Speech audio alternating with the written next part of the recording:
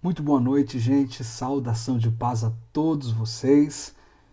Estamos agora em Curitiba, capital do Paraná, exatamente às 22 horas e 4 minutos. Atrasamos alguns minutinhos, mas graças a Deus já estamos aqui para conversarmos mais um pouco com vocês. Lucas Smolter já entrou conosco aqui. Deus abençoe meu amigo pregador, cantor Lucas Smolter. Que Deus continue lhe abençoando.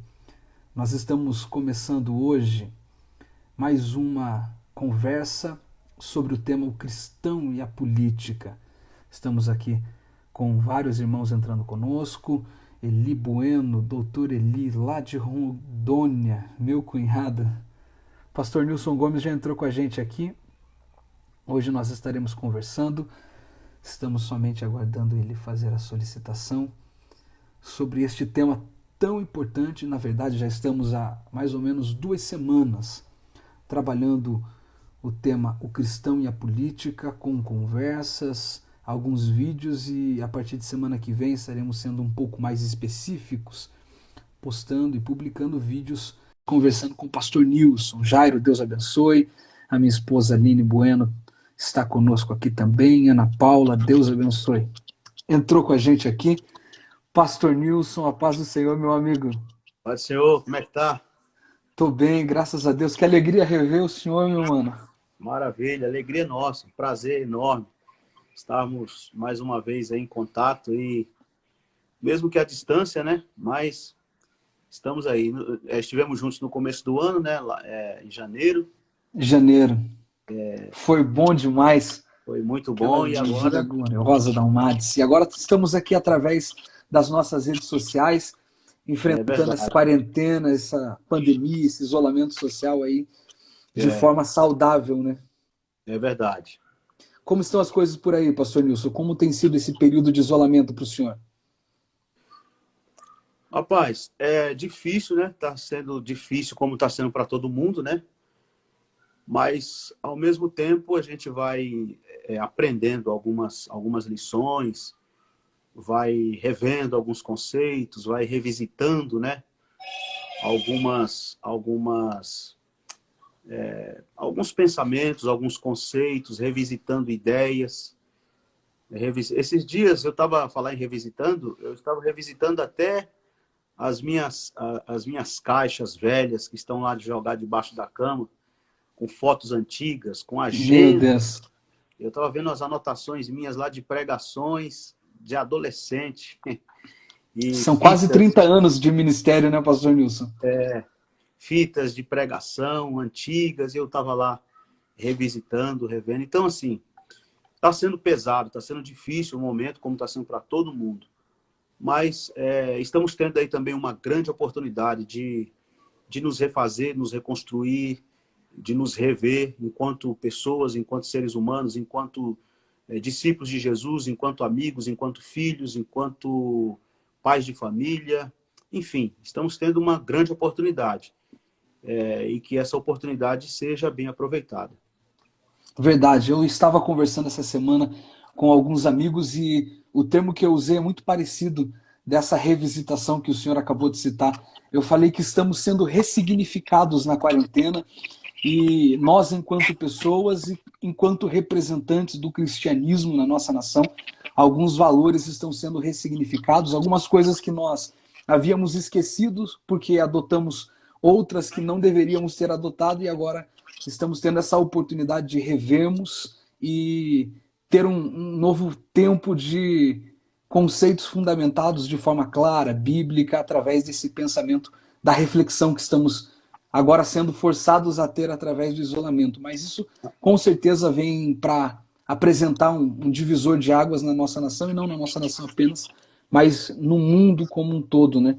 Tem um É filósofo contemporâneo verdade. que ele disse que a crise, a pandemia, a guerra, coisas globais aceleram processos que já estavam sendo executados.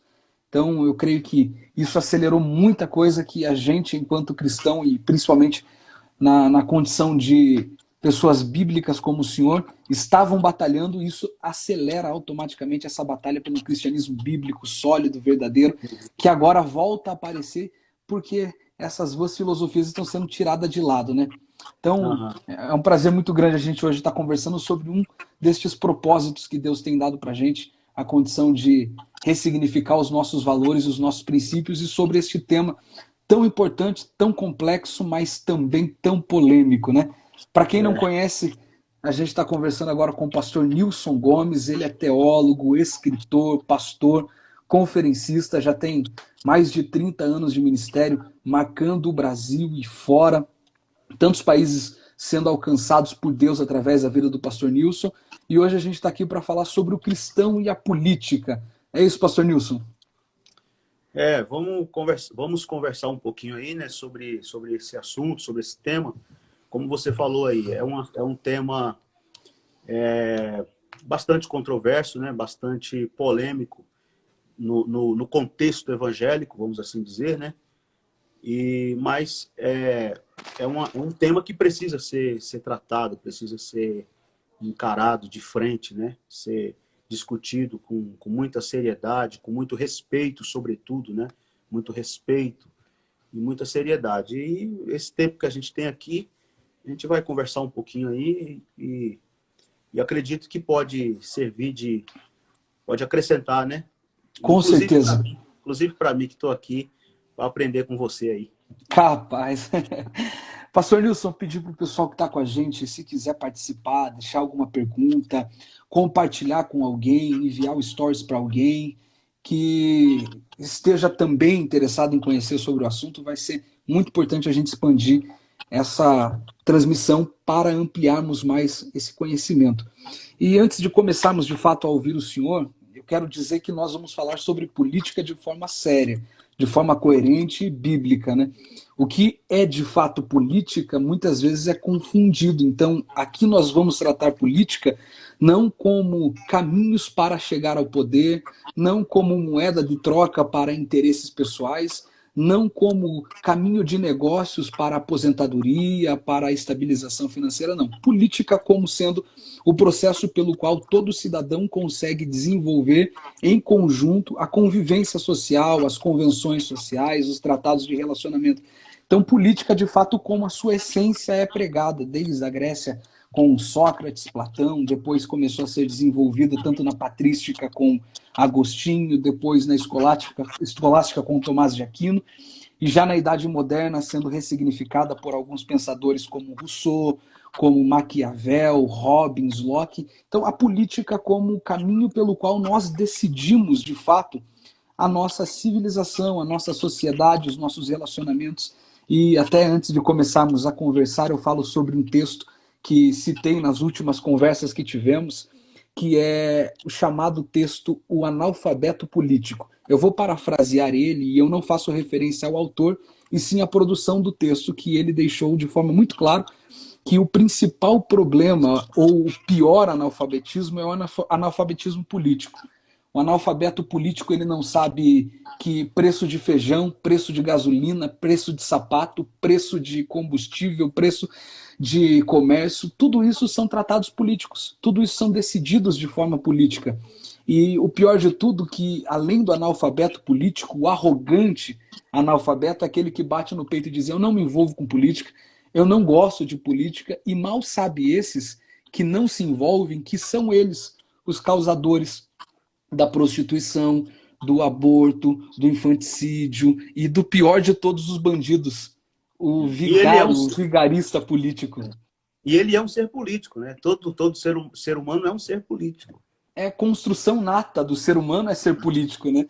E eu gostaria de saber do senhor qual é a sua opinião sobre o cristão e a política, qual deve ser essa relação, como o senhor tem a visão do senhor relacionada a isso, qual é a cosmovisão do senhor com relação a esse tema.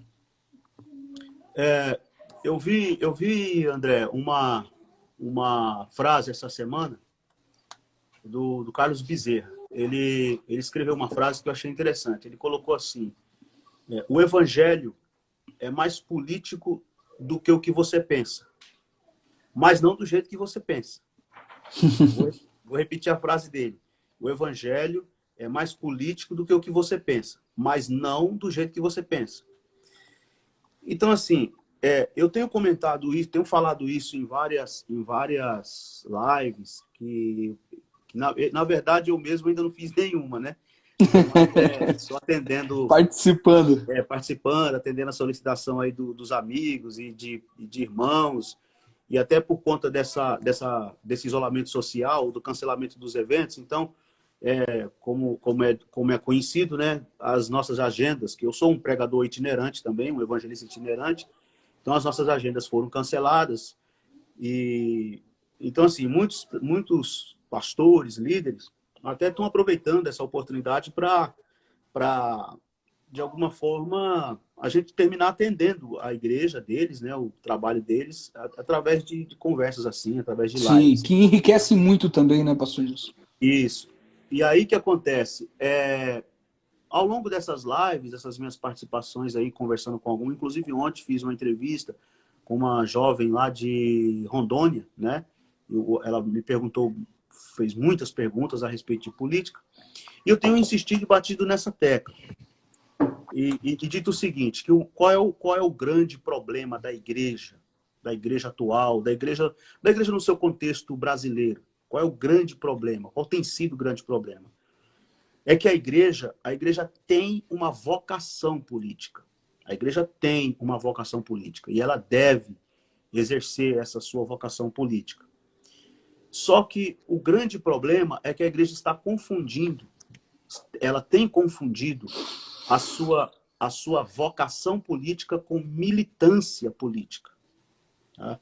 Então, qual é o problema dessa questão aí do cristão e a política? Onde é que está vamos dizer assim, o divisor de águas aí?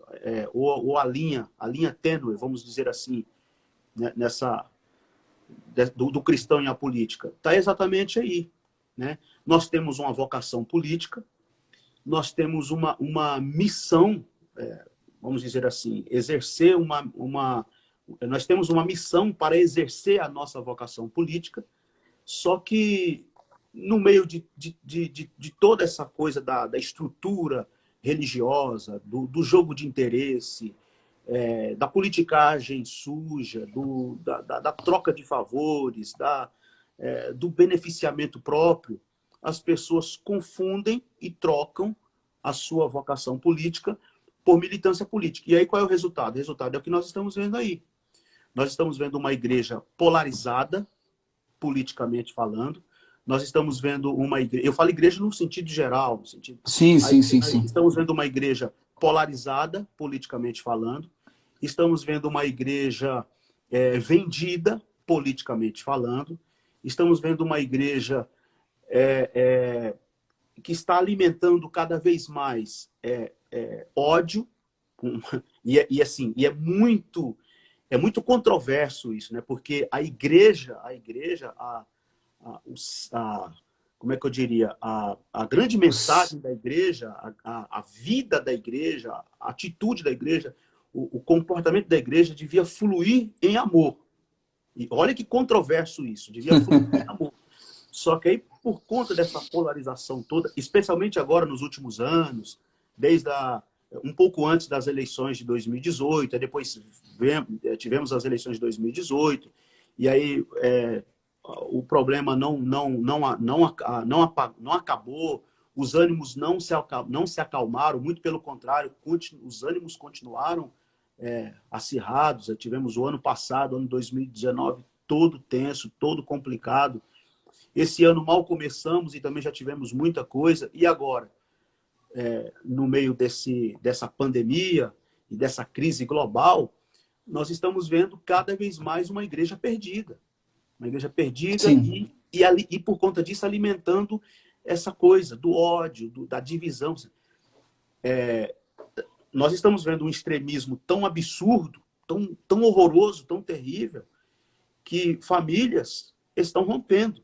Estão rompidas e estão rompendo por causa de política, por causa de partidarismo político.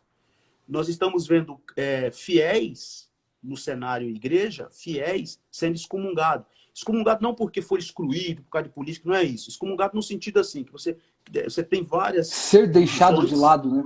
Isso, várias divisões. Você tem um extremismo enorme. Por exemplo, só para citar aqui um exemplo, eu sei que a gente vai afundar mais a discussão mais para frente. Mas um exemplo, nós estamos vivendo um extremismo assim tão absurdo, tão louco. Eu nunca imaginei ver e viver um absurdo tão grande desse, que é assim, você tem o presidente da República que está aí, e você não pode fazer nenhuma crítica a ele. Se você fazer qualquer crítica, se você discordar dele, pronto, você já é comunista. Você já leva logo na hora, é comunista. Esse, discordar do governo, discordar do presidente, fazer qualquer crítica do presidente, não me torna automaticamente um comunista. Exatamente. Nós estamos vendo assim, eu vou até já exagerar aqui, radicalizar aqui para você entender.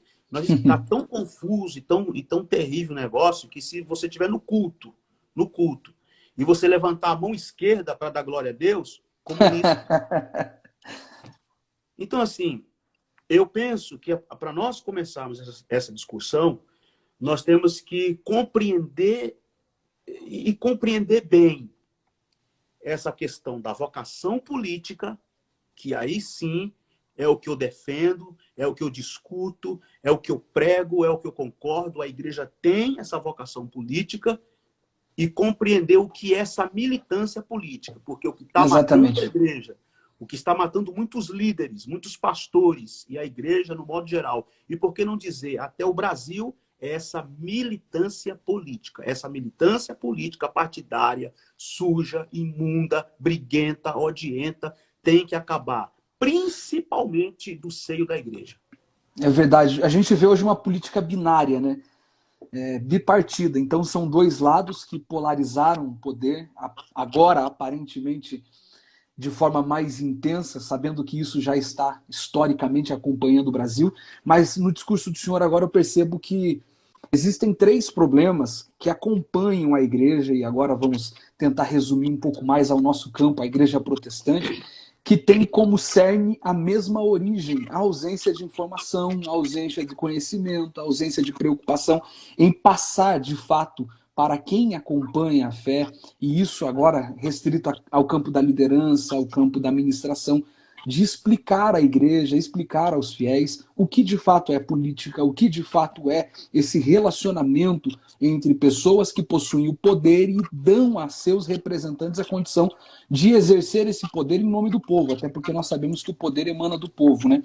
Esses três problemas que eu digo, o primeiro é que a política durante muito tempo ela foi demonizada, secularizada, e isso não apenas a ela coube essa secularização, mas a todas as outras esferas da sociedade que não estão vestidas da roupagem da religiosidade, do ritual, da liturgia, como, por exemplo, artes, literatura, comunicação. A gente viu uma igreja que rechaçou durante muito tempo televisão, rádio, esportes, inclusive política.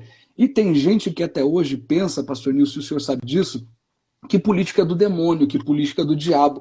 E pensa que isso é um fundamento bíblico, cristocêntrico, e nada tem a ver com Cristo ou com Bíblia isso. Isso é muito mais um neoplatonismo gnóstico que separa o espírito da matéria e diz que aquilo que é sagrado é o espírito. E tudo que é matéria é corrupto, então nada na matéria pode ser usado para o sagrado ou se envolver com o sagrado. Mas isso não existe. A nossa fé é a maior prova de que a matéria e o espírito se relacionam quando a gente tem um herói que é espírito e se faz carne pelo mistério da encarnação, e em carne, matéria transforma a matéria. Então existe uma relação, até porque nós acreditamos nessa tricotomia espírito, alma e corpo que estão interagindo concomitantemente. Logo, política não é do diabo. Pode sim ser relacionada com a parte espiritual, com a parte emocional, com a parte cognitiva, como qualquer outra coisa na sociedade, artes, esporte, literatura, comunicação. Um segundo problema que eu vejo, pastor Nilson, é que além de não existir pessoas, ou além de existir pessoas que não acreditavam nesse relacionamento possível e rechaçavam como não sendo bíblico, aqueles que se envolviam de forma equivocada. E na maioria das vezes os nossos políticos, que deveriam ser de fato aqueles que nos representariam, primeiro, em nome da fé, dizem representar a fé, mas não conhecem a fé. Muitas vezes anunciam a defesa ao evangelho sem conhecer princípios do evangelho, sem dominar as bases da nossa fé. e conseguem ganhar na simplicidade do nosso povo a esperança da transformação, da defesa, porque falam em nome de Jesus, falam em nome de Deus. Aí a gente vai lá e vota, e na verdade a pessoa não conhece nem quem é Jesus, nem quem é Deus, e a gente caminha daí para os escândalos, né? Em nome da fé, por exemplo, bancadas que deveriam ser defensoras acabam incorrendo em falhas que a ninguém seria plausível, né? Mas enfim, e o terceiro é isso que o senhor falou. Além de não ter a concepção clara do que é política, além de pessoas se envolverem de forma equivocada, aqueles que estão se envolvendo ativamente para uma briga, literalmente para uma briga. E eu disse que esses três problemas ele parte da ausência da informação, a ausência desse conhecimento que nós estamos tentando transmitir agora através de uma conversa. E infelizmente virou briga literalmente, porque não existe mais argumentação. O que existe é defesa. Eu não quero saber os teus argumentos, eu não quero saber o que você está dizendo, eu quero apenas defender a minha bandeira. E esse problema que o senhor falou de levantar a mão esquerda, de falar do presidente, de falar do senador, tem sido tão cruel porque isso está minando a política. O segredo e a beleza da política é exatamente isso. A gente participa ao nosso poder alguém que nos representa e temos a autonomia para que este, que uma vez está nos representando, seja criticado por nós para que ele possa ouvir aquilo que nós estamos apontando como coerente. Seja cobrado por nós, né? Porque se a igreja, sim, a igreja não vou nem falar igreja, vou falar cidadão. O povo, o cidadão. Se o povo foi lá, exerceu a sua cidadania, votou, deu a ele o poder para estar lá no poder, é direito do cidadão cobrar. Nós temos que cobrar. Nós, como cidadãos, temos o direito de cobrar dos nossos governantes que seja feito, que seja... que a política exatamente... a política luta exatamente por isso, pelo interesse do bem comum. Não é um interesse exclusivista de grupos separados, mas é o bem comum, é o todo. E aí nós como cidadãos temos o direito de cobrar. Só que nós estamos vivendo um momento tão complicado que você não pode nem exercer esse seu direito de cobrar, ou de fazer crítica, ou o que quer que seja. E esse negócio, rapaz, de direita e de esquerda, isso está um desespero. Eu comentei aqui, dei até o exemplo aqui brincando, né, de que... Sim. É uma brincadeira, mas é uma hipérbole com fundo de verdade. Exato. Levanta a mão esquerda, glória a Deus com a mão esquerda. É comunista? O pregador, o pregador de direita está fazendo assim: se quem acredita, levanta a mão direita. O de esquerda diz que quem acredita, levanta a mão esquerda. E o contrário também é verdadeiro. O contrário também é verdadeiro, de você rotular o outro de fascista. É fascista, qualquer coisa que ele fala ou que ele faz, no sentido do ponto de vista da crítica, né, do viés esquerdista, é fascista, não sei o quê. Então, assim, a gente está no meio desse fogo cruzado. Nós vivemos no meio desse fogo cruzado e, assim, a igreja está tendo dificuldade de caminhar, a igreja está tendo dificuldade de andar, né? E esse é o problema que você mencionou muito bem aí, a questão da desinformação, né? Se você tem um grupo na igreja, a igreja, durante tanto tempo ou durante tantos anos, demonizou a política e nunca bateu de frente no sentido de discutir o tema, nunca enfrentou o tema de frente, nunca houve um diálogo, nunca houve uma política de discutir a política, uma política de discutir a política no seio da igreja. Então, hoje você tem o quê? Você tem essa desinformação e você bateu num ponto aí que é isso. Você estava falando aí, eu pensando aqui, é isso, né? Vem carregado no bojo desta desinformação a ideia, porque assim, a igreja ao mesmo tempo comprou a ideia de que o cara foi lá e falou aleluia, ou citou o Salmo 23, pronto. Ele é cristão, irmão, ele defende os valores cristãos, ele é crente, ele deu aleluia. Eu lembro que em 1997 aconteceu o segundo Congresso Mundial. O segundo Congresso Mundial, que aconteceu, inclusive, aqui em São Paulo. Foi lá no Campo de Marte, aqui em São Paulo.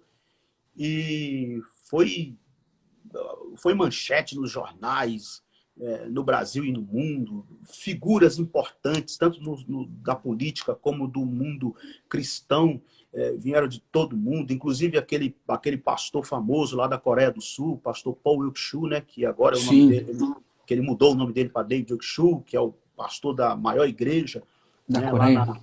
da Coreia, esteve aqui, foi um dos preletores. Enfim, na época o presidente do Brasil era o Fernando Henrique, né? E o Fernando Henrique esteve lá na condição de presidente do Brasil e tal, e foi dada a oportunidade para o Fernando Henrique, e eu me lembro como hoje que o Fernando Henrique ele fez um gesto lá, ele fechou o punho assim, balançou a mão assim e deu um aleluia, né?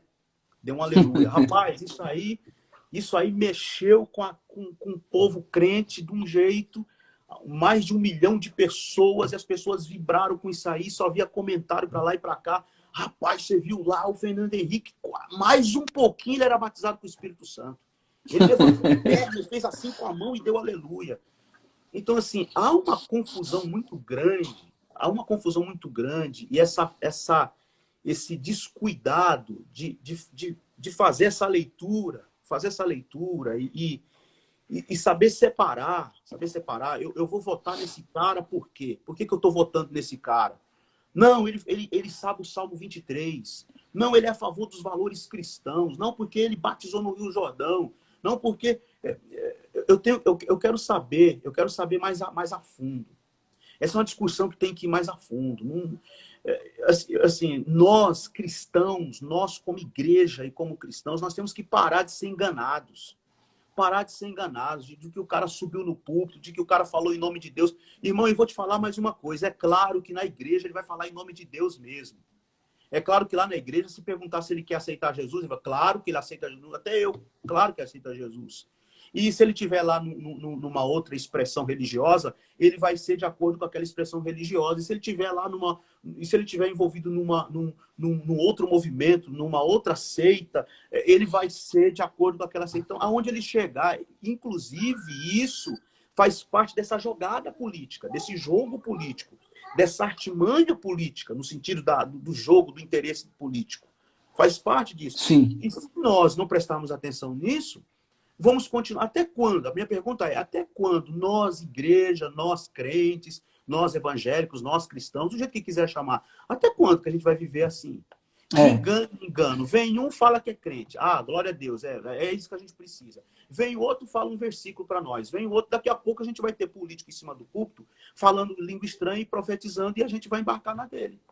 Daqui a pouco, não vai demorar muito, se os mid ou os pós-tribulacionistas estiverem certos, o anticristo vai chegar na nossa igreja e vai pregar e a gente vai levantar a mão e vai dar glória a Deus. Infelizmente... Então, assim, é desesperador. Para mim, é desesperador. O meu coração fica aqui, ó, batendo na boca. Não, e eu concordo com o senhor, e essa é a maior proposta de estarmos anunciando esse tema. A gente começou com esse tema semana passada aqui em Curitiba, da onde nós estamos falando, e dificilmente eu não lembro de alguém estar militando em prol de uma causa sem ser uma candidatura, sem ser uma bandeira partidária. Então, nossa real proposta tem sido isso. E a busca principal é tentar ampliar a capacidade de compreensão do nosso povo e buscar, de fato, como o senhor disse, é cavar, é aprofundar, é ter um pensamento crítico, é não ser levado pela emoção. A gente sabe que isso é um reflexo não apenas dos cristãos, não apenas do povo religioso, mas do brasileiro. Do brasileiro. Essa ausência de interesse, isso já vem de um Brasil colônia, onde uma família dominava o poder, então quem trabalha não tem um mínimo de interesse em se envolver com o poder, porque é o rei que decide, é o monarca que decide. E isso culturalmente foi se espalhando, chegou aqui hoje. A gente não é escravo, mas a gente se relaciona com a política como se não fosse parte da nossa vida. E daí se envolvemos com aquilo que de fato mexe com as nossas emoções. Fala o coração, como o senhor disse. E daí existem os políticos, e aqui é interessante que a gente não está falando de A ou de B. Estamos falando de características que marcam a política, que usam muito bem essa técnica que o senhor falou, uma técnica na psicologia chamada de rapport. Eu imito o jeito que você fala, eu imito o jeito que você respira, eu imito o jeito que você anda, e você olha para mim e fala, nossa, ele é tão parecido comigo, vou votar nele. E isso em grupo é politicagem cruel, suja. Eu vi uma pergunta aqui, sobre se posicionar. Não tem como ser neutro. De fato, não tem como ser neutro.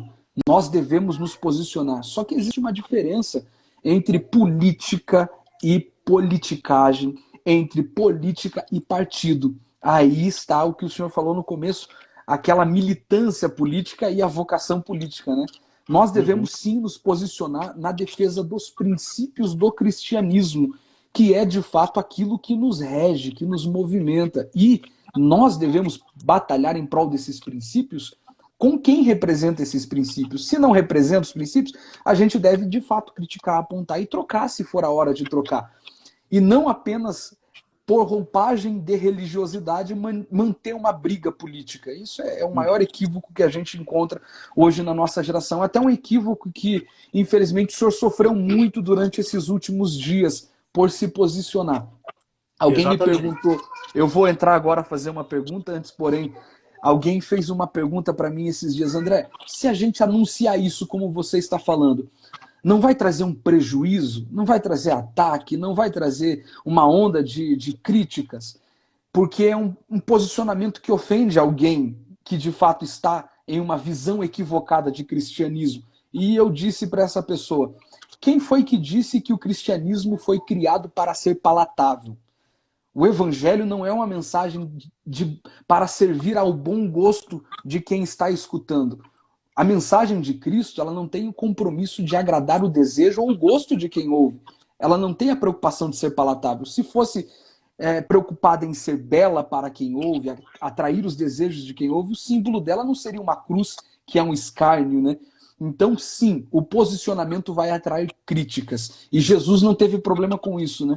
Ele vai dizer para os seus discípulos lá em João, eu falo das más obras do mundo e por isso eles me odeiam. Então Jesus não tinha problema contra o contraditório, contra o ódio, contra a crítica, e por isso, mesmo com tudo, ele continuava falando e anunciando. E foi isso que aconteceu com o senhor, que tem sido um profeta para a nossa geração, alguns dias atrás, quando o Caio Fábio fez uma postagem de um vídeo do senhor ministrando, depois repercutiu de forma nacional, internacional, com outras figuras icônicas também, midiáticas, replicando, repostando o vídeo.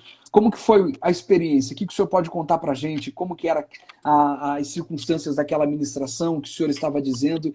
E qual foi a repercussão, tanto negativa como positiva, dessa viralização do vídeo? Essa foi uma pregação que eu fiz o ano passado. Foi o ano passado, em julho do ano passado. Foi na sede das Assembleias de Deus de Ipatinga, em Minas Gerais, numa conferência de jovens. E eu estava pregando sobre santidade. Se você entrar lá no YouTube, lá no meu canal no YouTube, e procurar por essa mensagem, o tema dela, o título dela está lá, Santidade. Não tem nada, é uma mensagem que tem nada a ver com política. Estou falando de política, não tem nada a ver com política. Santidade. Eu vou falando sobre santidade, vou tentando discorrer o que é santidade, o que é ser santo, tal. Vou tentando contrastar ali essa coisa que tem muito na igreja, né? Dessa coisa meritória, né? As pessoas acham que são abençoadas por Deus e conseguem favores de Deus e conseguem bênçãos divinas por seus méritos e tal. Fui pregando e desconstruindo alguma coisa nesse sentido e tentando mostrar biblicamente o que é ser santo, o que é santidade. E aí, lá já quase no final da pregação, eu falei que santidade tem a ver com os valores de Deus, né? Com os valores de Jesus e tal.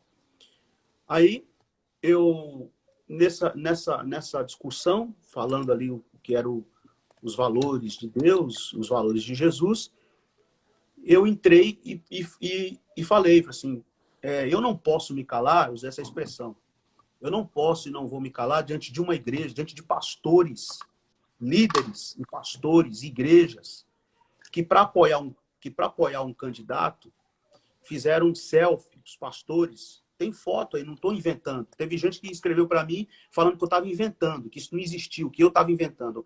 Eu não estou inventando. Está na rede social, para quem quiser ver, vai lá no Google lá que você vai achar, no Facebook, tá para todo lado. Pastor, não foi um também, não foi um só, foram vários pastores que fizeram selfie, pediram para a igreja fazer assim, ó, arminha com a mão, e o pastor fez selfie de cima do púlpito com a igreja fazendo arminha com a mão. Eu vi um vídeo, inclusive, de de um congresso de senhoras, mulheres do ciclo de oração. Elas estavam uniformizadas com uniformes verdes, a cor do uniforme era verde, dando uma ideia ou um tom assim de exército, né? E todas elas fazendo o gesto de arma, assim, e fizeram a foto oficial das irmãs do Congresso. Então, eu pregando, usei o exemplo, assim, eu não vou me calar diante de igrejas, de líderes, de pastores que fazem gestos de arminha com a mão e faz selfie, né? Que pastores que pegaram a frase bandido bom é bandido morto e legitimaram esta frase, como se essa frase fosse de Jesus, como se essa frase fosse sagrada, né? Só que esta frase não é sagrada. Aí eu na pregação eu dizia assim, da boca de Jesus você não ouviu esta frase. Da boca de Jesus você ouviu, hoje estarás comigo no paraíso, e ele disse isso para um ladrão, né? E aí preguei, falei isso aí. Em julho do ano passado. Né? Tinha até esquecido da mensagem. Passou. Aí, quando foi a semana passada que aconteceu essa viralização toda aí... Pastor Nilson, antes do senhor continuar, só uma frase que citaram aqui. Bandido bom é bandido convertido. Sim, é a Jerusa. É a minha professora, ela foi minha professora, minha pastora querida, Silvinha Jerusa. Um beijo, um abraço. E honra ela estar aqui com a gente, viu? Ela é doutora Jerusa. Maravilha, parabéns. Então, assim, continuando aqui, aí eu tava semana passada, eu tava lá, tranquilo, aí eu acordei e recebi uma mensagem no meu celular de um amigo meu, que também foi meu professor, e que eu tenho um grande carinho por ele, um cara, meu amigo de eu frequentar a casa dele, uma pessoa que muito me ajudou e me ajuda ainda hoje, inclusive teve grande contribuição aí no meu livro, Igreja Deformada, que é o Gedeon Alencar. O Gedeon Alencar mandou uma mensagem para mim, falando, Nilson, olha, tem um vídeo seu que tá aí, eu recebi um vídeo num grupo aqui, tá e tal, e aí ele deu uma palavra lá para mim, nesse sentido do vídeo, mas eu nem me toquei, não liguei muita coisa assim, relacionada ao vídeo. Às vezes as pessoas me mandam mensagem para mim, que viu um vídeo meu, não sei aonde e tal, eu nem me toquei, continuou. Aí passou mais um pouquinho, ele mandou de novo, ele falou que tinha recebido o vídeo num grupo, um grupo da PUC, que ele é um pesquisador do pentecostalismo e tem um grupo lá na PUC e tal, que o pessoal que trabalha com ele, de pesquisadores, né? E ele falou que tinha recebido esse vídeo lá do grupo da PUC, depois da USP também, e um outro grupo lá que ele estava, que eram cristãos antifascistas. Mas ainda assim, eu ainda não tinha visto o que estava acontecendo. Tido ideia da proporção. O que estava acontecendo. Aí a Dilane, minha esposa, estava mexendo no meu celular e ela viu quando chegou a notificação do Twitter. Aí ela abriu para ver o Twitter. E era exatamente a Jerusa, que acabou de falar com a gente aqui. Ela tinha marcado eu lá no Twitter e falando, meu amigo Nilson pregou essa mensagem. Então, uma coisa mais ou menos assim, né? Aí, beleza. Depois ela me mandou uma mensagem para mim falando que os jornalistas livres também tinham postado esse vídeo. Mas eu ainda não tinha entendido o que estava acontecendo de verdade. Aí, beleza. Chegou a noite, chegou a notificação no meu Instagram e eu entrei para ver. Aí vi um comentário nesse vídeo. Vi esse vídeo e o comentário. Aí eu entrei no vídeo, que eu achei que era um vídeo meu. Achei que era um vídeo lá no meu Instagram que o cara foi lá e comentou. Aí eu entrei no vídeo. Quando eu entrei, estava na página do Caio Fábio. Aí o Caio Fábio, eu olhei assim, aí eu fui na página dele, eu entrei na página dele para ver, né? Falei assim, Caio Fábio? Aí entrei na página dele. Aí o Fábio nem sabe que eu existo. Aí fui lá na página dele. Quando eu cheguei lá, realmente meu vídeo estava lá. E milhares de visualizações e comentários e tal, e tal, e tal.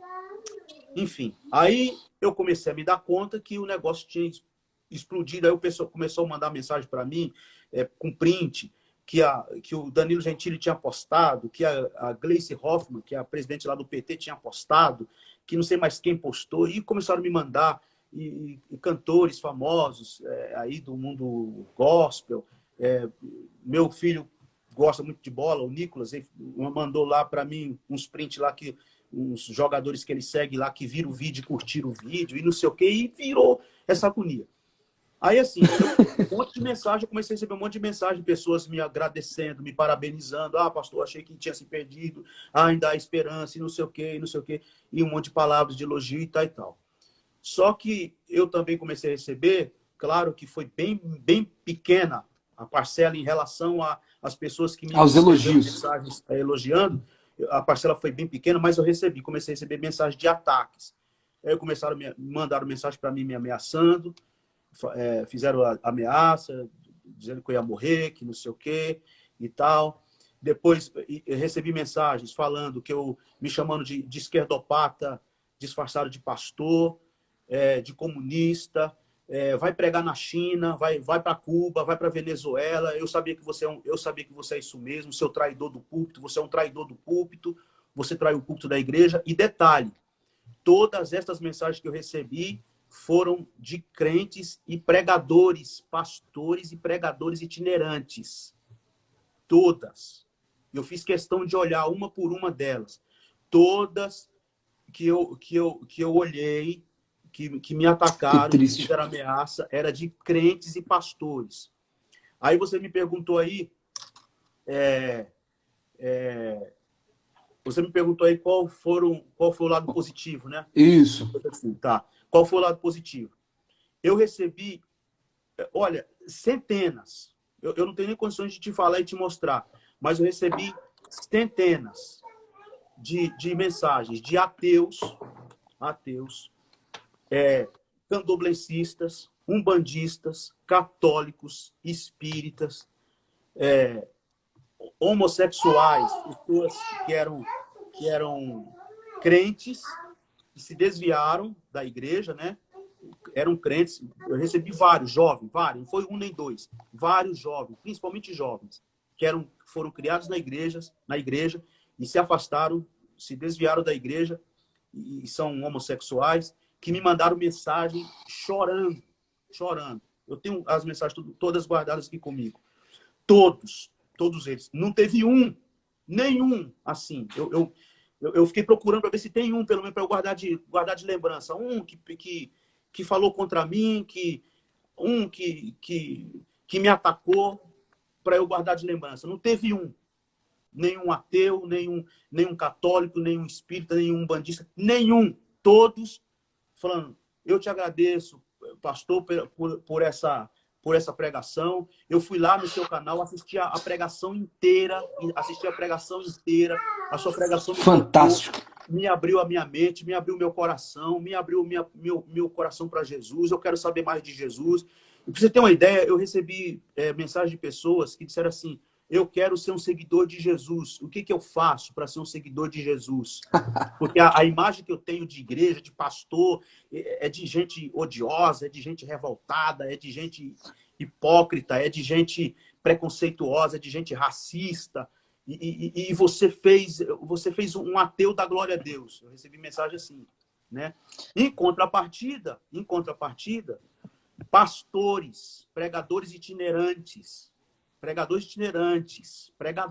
vou repetir, pregadores itinerantes, pastores, mandaram mensagem para mim, me ameaçando, me chamando de comunista, me mandando ir pregar na China, me mandando ir para Cuba, me mandando ir para Venezuela, teve uns que mandaram mensagem até no privado, falando palavrão. Se eu fosse um mau caráter, se eu fosse desculpa a expressão aqui, se eu fosse da laia deles, eu pegava o print lá do que ele me mandou no privado e soltava aí Tá aí, ó. Tá aí, né, o pregador. Olha o pregador que vocês ouvem aí, que vocês convidam aí, né? Enfim, esse para mim é o lado positivo dessas pessoas que foram alcançadas sim. Agora, um monte de gente também me escrevendo, me mandando, me criticando, porque eu postei lá e falei da minha adolescência, contei da minha experiência quando adolescente, porque eu sou nascido e criado num lar cristão. Eu já repeti isso várias vezes. Meu pai era pastor, já faleceu. Meu pai faleceu jovem, inclusive. Meu avô era pastor, também já faleceu. né? E, e aí eu fui criado nesse ambiente pentecostal. Eu vivi todos os anos 80 e 90 com aquela paixão de adolescente que sonhava com campo missionário, que queria ser pregador lá na África, era apaixonado pelo seminário, queria fazer IBAD. Passou pela década da colheita. É isso, entendeu? E ouvia tantos pregadores pentecostais que eram pregadores que eram referências, principalmente para mim, um adolescente que estava ali, até, vamos dizer assim, perdido e vendido no meio de tudo, porque eu estava ali todo romântico, todo apaixonado, e tudo que eu via para mim era maravilhoso, né? E como também pregadores como o próprio Caio Fábio nos anos 90. Sim. Né? E aí um monte de gente escrevendo, criticando, falando um monte de bobagem, entendeu? Então, são assim, esse é o problema que nós estamos falando aqui, dessa questão de política. Aí as pessoas pegaram esse vídeo meu e acham que eu estou no púlpito pregando política. Acham que eu estou no púlpito defendendo esquerda ou direita, ou sei lá o quê. Acham que eu estou no púlpito... eu estou no púlpito com compromisso com o Evangelho de Jesus Cristo. Fantástico. Eu estou no púlpito comprometido com o Evangelho de Jesus Cristo. E o Evangelho de Jesus Cristo é anúncio e é denúncia. Anúncio e denúncia. Tá? Desde o próprio Jesus tanto anunciou, tanto disse, olha, o reino de Deus é chegado, o reino de Deus está entre vós, o reino de Deus está próximo. Como o próprio Jesus também fez denúncias pesadas contra o sistema político e contra o sistema religioso, principalmente o sistema religioso de sua época. Entendeu? E aí as pessoas acham, e aí assim, para você se dar bem, para você sair o mocinho, o mocinho herói da cena, do filme, você tem que chegar lá no púlpito e bater o pé e profetizar que a chave do carro dele está ali, que a bênção dele chegou, que hoje é só vitória. Agora Infelizmente. E você faz todo aquele movimento, toda aquela coisa ali, faz aquela mensagenzinha que faz cócega na alma, dá umas coceirinhas nos ouvidos e não produz nada mais do que isso, não muda nada, e as pessoas continuam do mesmo jeito, e aí você sai bem. Agora, se você fizer qualquer isso aqui, qualquer crítica ao poder político, seja ao sistema político ou ao sistema religioso. É verdade. Por mais que aquela crítica seja 100% bíblica, por mais que aquela crítica seja 100% embasada na Bíblia, com alto teor profético, do ponto de vista bíblico, por mais que aquela mensagem seja uma mensagem dada por Deus, pelo Espírito de Deus, mas as pessoas não têm um pingo de temor. E aí começam a te atacar e começam a dizer que você, que nem agora recentemente, um pastor pregador, mandou lá no meu Twitter, engraçado, que ele começou a me seguir. Ele que começou a me seguir. Ele começou a me seguir, foi lá se intrometer no meu Twitter, aí falou que eu sou um traidor do púlpito, que eu sou uma vergonha para o púlpito da igreja brasileira, e disse lá no comentário dele que as minhas mensagens é só para bater em pastor, que eu só sei fazer pregação para bater em pastores e expor os pregadores itinerantes. Aí depois foi lá e me bloqueou. O cara começou a me seguir. Não foi eu que segui, foi ele que veio me seguir. Aí falou um monte de bobagem lá e depois foi e me bloqueou. Entendeu? Então, assim, tá muito complicado, meu amigo André. Muito complicado o nosso cenário aí, evangélico. E assim, evangélico em todo sentido, não é só pentecostal, não. Pentecostal, o meio reformado também, que tão engraçado, né? Que os reformados, calvinistas, que atacavam, debochavam, zombavam dos pentecostais, agora estão assim, né? Estão assim. Caminhando junto.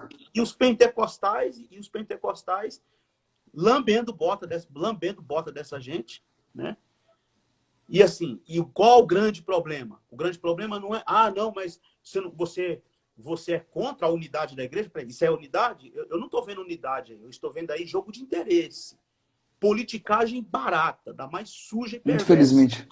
Jogo de interesse, não é não é porque está tendo a unidade, não é porque está tendo a união da igreja, não é porque nós estamos quebrando preconceitos, derrubando barreiras denominacionais, de nomenclaturas, de rótulos, de títulos, não é nada disso. É jogo de interesse. É politicagem suja da mais perversa e jogo de interesse. Fantástico. E, pastor Nilson, tem muita gente que está acompanhando a gente aí nessa conversa e sendo também alcançado através desse pensamento, que é um pensamento formativo. E diante do que o senhor está falando, eu penso que uma mensagem que nós podemos transmitir ao pessoal que está acompanhando e tem essa fagulha de esperança pela justiça, essa fagulha de esperança pela coerência bíblica, essa fagulha de esperança no coração pelo evangelho pleno sendo pregado, tal como era na época da igreja primitiva, é exatamente se posicionar, apresentar um posicionamento claro, até porque a omissão é o pior caminho que a igreja pode tomar e, infelizmente, historicamente, nós vemos que a conveniência gera a omissão e a omissão gera a destruição de uma nação. Jesus ele não estava preocupado em agradar a elite para perder o povo. Ele perdia a elite, mas ele abraçava o povo. E é exatamente isso que o senhor falou. A gente tem pastores que vão estar te atacando, mas o povo, de fato, as pessoas que não fazem parte do clero, que não fazem parte da elite religiosa, estão sendo alcançadas. E, infelizmente, hoje, o Brasil ele tem uma caricatura do evangelho que foi projetada por conta de igrejas televisivas e midiáticas que desconstruíram o real cristianismo, que é o cristianismo do amor, do altruísmo, do autossacrifício, para pregar um cristianismo egocêntrico, autocêntrico, de promoção individual, de promoção pessoal, que acabou sendo também infiltrado dentro dessa mensagem, essa ideia da psicologia positiva, do coaching, você tem, você pode, você faz.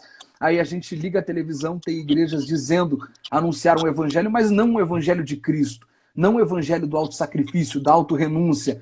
E as pessoas, como um todo, elas caracterizaram o evangelho, estigmatizaram por conta desses pregadores, que na verdade não são pregadores do evangelho, são pregadores da autopromoção, são pregadores do interesse pessoal e manipuladores, de fato, das emoções do povo, da esperança, até porque a religião tem essa característica de cativar pelo medo ou pela ambição. Usam isso como ferramenta, manipulam o povo, e quem para pensar um pouquinho, olha lá e fala, não, mas eles estão prometendo coisas que infelizmente não dão.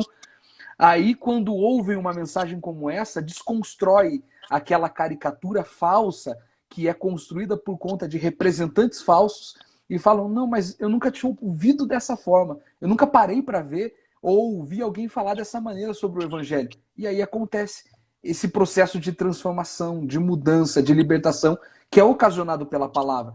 Então, o sentimento que a gente tem é de que está dando certo, de que o anúncio está dando certo, a denúncia está dando certo, está alcançando pessoas que precisam ser alcançadas.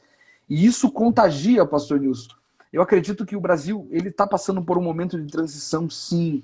Eu acredito que o Brasil está passando por um momento de mudança. E um senso de justiça começou a nascer no coração do brasileiro de forma muito intensa. A gente precisa de um equilíbrio aqui. Existem 3 nomes que a gente pode usar para isso, que começa pela heteronomia, pela autonomia e vai para a anomia. Os 3 nomes estão relacionados ao domínio, ao poder. A heteronomia é um poder de fora, né? Exercido de fora para dentro. A autonomia é o poder que eu controlo e a anomia é a ausência do poder, a ausência da lei, a ausência do limite. Então acho que a gente ficou muito tempo sofrendo interferência de fora. A gente está caminhando para a conquista do equilíbrio, que é a autonomia. E a gente não pode descaminhar para a anomia, perder o senso, perder a lei, perder o equilíbrio. Se a gente continuar de forma sadia agora, aproveitar esse momento de forma sadia e fundamentar de fato os nossos princípios na palavra, fundamentar de fato as nossas convicções conforme Cristo nos transpõe, nos apresenta, eu acho que a gente consegue manter esse momento de limpeza que está acontecendo na nação, e não apenas política, uma limpeza religiosa, porque as denúncias que o senhor faz aqui de pastores que o atacaram é uma limpeza religiosa, uma exposição está acontecendo. E quando há essa exposição de fato a esses flagelos, a essas falhas do sistema religioso, há sim um estímulo a quem acredita no evangelho sadio, no Cristo verdadeiro, no Cristo que morre por amor ao próximo, no Cristo que abraça a prostituta, abraça o desprezado, e mesmo mesmo sendo subjugado pela elite, ele continua abraçando, continua acolhendo. E isso sim pode transformar a nação. Engraçado que os judeus não conseguiram quebrar o Império Romano com a força, nem com a revolta dos Macabeus, nem com a revolta de 70, não conseguiram destruir o Império Romano, mas Cristo, com uma mensagem, a mensagem do amor, desestabilizou o Império Romano de forma extraordinária. E é essa mensagem que a gente precisa pregar. Isso que o senhor está anunciando, pastor Nilson. Pois deixa eu só voltar aqui um pouquinho. E muito boa a sua fala, muito boa. Falta muito para acabar aí, não? Deixa eu ver que eu até me esqueci do tempo. Eu acho que faltam uns 3, 4 minutos para a gente, pastor Nilson. Porque com uma hora cai, né? Mas deixa eu falar rapidinho uma coisa aqui, voltando ao assunto do meu vídeo ainda. Uma coisa que muita gente começou a me criticar, olha a cabeça desse povo, sinceramente não consigo entender. Muita gente começou a me criticar do meu vídeo o seguinte, porque o meu vídeo, por que que gente como Gleice Hoffmann está apoiando o senhor? Postou seu vídeo. Por que que gente como Caio Fábio, que é um herege, que eles chamam Caio Fábio de herege, postou seu vídeo? Tem coisa errada aí, pastor. Se estão gostando da sua mensagem, tem coisa errada. Peraí, duas coisas.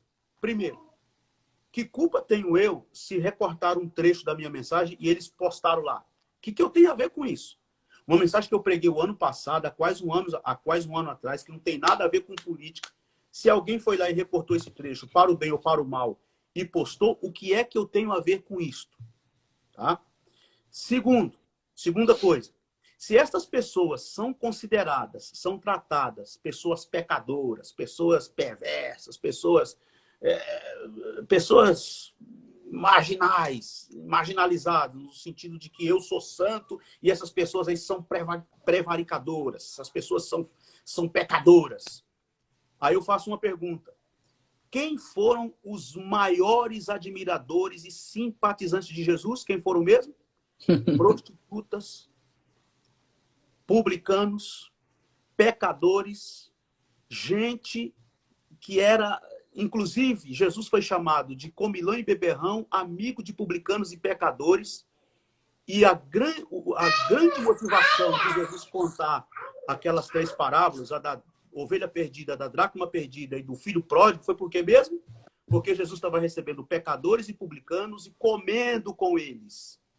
E aí eles começaram a criticar Jesus. E Jesus falou, vocês estão me criticando porque eu estou recebendo publicanos e pecadores? Então deixa eu contar 3 historinhas para vocês. Aí contou da ovelha perdida, da dracma perdida e do filho pródigo. Né? Então, assim, eu não entendo esse evangelho. Realmente foi o que eu falei na pregação. Que evangelho é esse? Que evangelho é esse? Que, assim, era para a pessoa se sentir feliz. Se eu preguei uma mensagem, falei do evangelho de Jesus, e alguém do outro lado, que eu considero pecadora, prevaricadora, e essa pessoa aplaudiu, essa pessoa chamou a atenção dela, era para eu me alegrar e não ficar fazendo carinha de espanto. Sei não, hein, pastor? Se a esquerda está te aplaudindo, se Gleice Hoffmann me postou, se herege Caio Fábio postou, se não sei... tem coisa errada aí, hein? Eu, sinceramente, eu tenho muita dificuldade com esse evangelho. E vou encerrar aqui as minhas palavras dizendo o seguinte. O mundo nunca mais vai ser o mesmo depois dessa pandemia. Nunca mais o mundo vai ser o mesmo. Eu não sei qual será o meu futuro no cenário evangélico, no cenário da igreja. Nem eu sei, nem você sabe, nem ninguém sabe, porque os pastores vão ter que se reinventar, a igreja vai ter que se reinventar, os pregadores vão ter que se reinventar, o comércio, tudo vai ter que se reinventar. Vai ser um novo mundo, vai ser uma nova era, por assim dizer. Tá? E eu não sei, mas eu só sei de uma coisa. Eu estou firme e convicto no Jesus que eu tenho crido, no Jesus que eu tenho pregado, no Jesus que eu tenho conhecido. Que não tem nada a ver com esse Jesus politizado, com esse Jesus caricaturado, com esse Jesus comercializado. O Jesus que eu tenho crido, que eu tenho servido e que eu tenho anunciado. O Jesus que eu tenho pregado. O Jesus que é a minha maior inspiração. A minha maior 10 segundos, pastor Nilson. 10 segundos? Pode ser rápido. É com esse Cristo, é com esse Jesus, é com esse Cristo que nós vamos continuar avançando na nossa humanidade. O na nosso nossa fé, Cristo.